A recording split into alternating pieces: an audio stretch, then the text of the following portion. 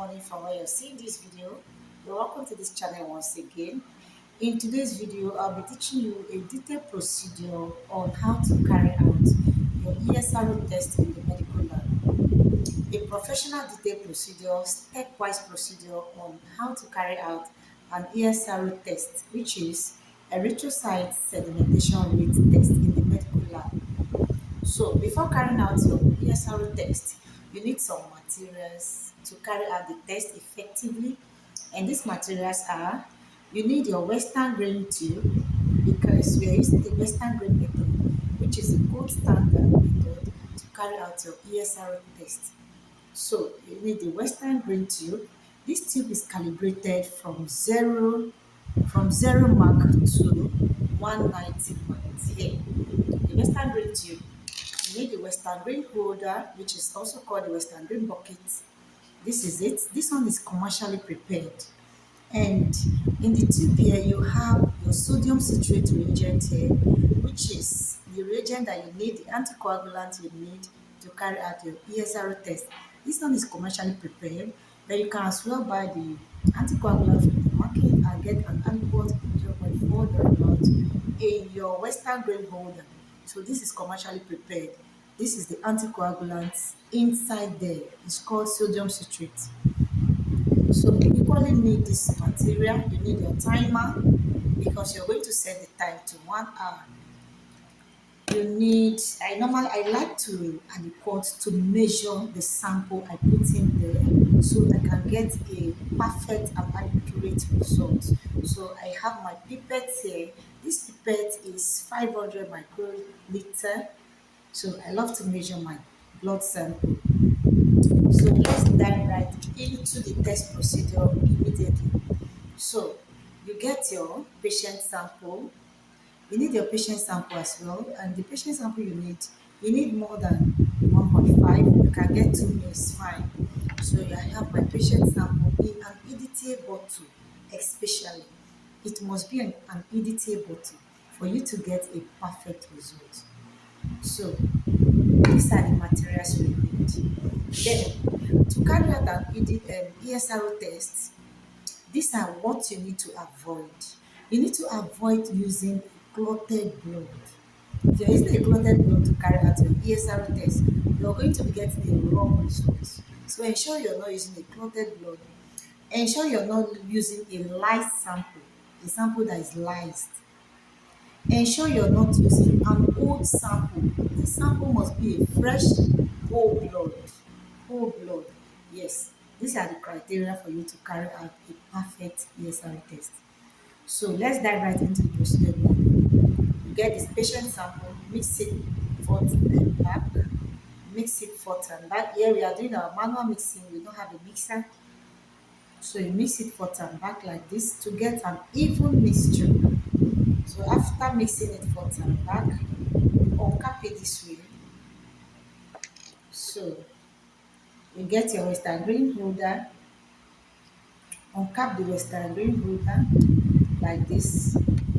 So I'm going to get an aliquot, either 1.5 ml, into the ESR holder. This ESR holder, the bucket has the sodium citrate reagent. So I'm going to get 1.5 ml aliquot of the whole blood. This is 0.5. Dispense it there.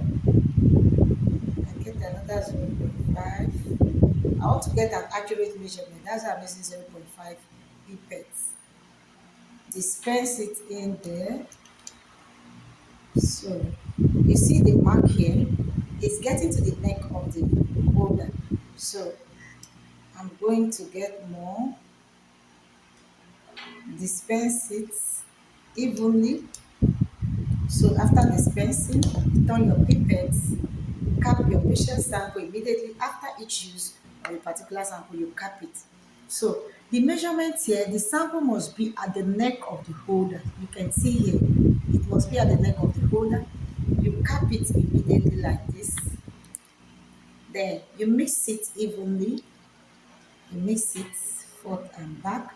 So you can have an even mixture with the sodium citrate in there and the patient sample.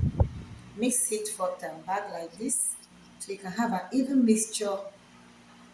The sodium citrate and the sample will be mixed together properly. So you mix it properly. Then you allow it to sediment like this. Allow it to sediment by itself. You can see what is going on here. After sedimenting, uncap it like this. You've seen it now. Uncap it. Then get your ESR tube. This, here's the ESR tube. You're going to go in with the mark from 190, the bottom. This tube has an upper and the lower part. The lower part, which is the 190 part, will go into the sample, while the upper part that is marked 0 will be at the top.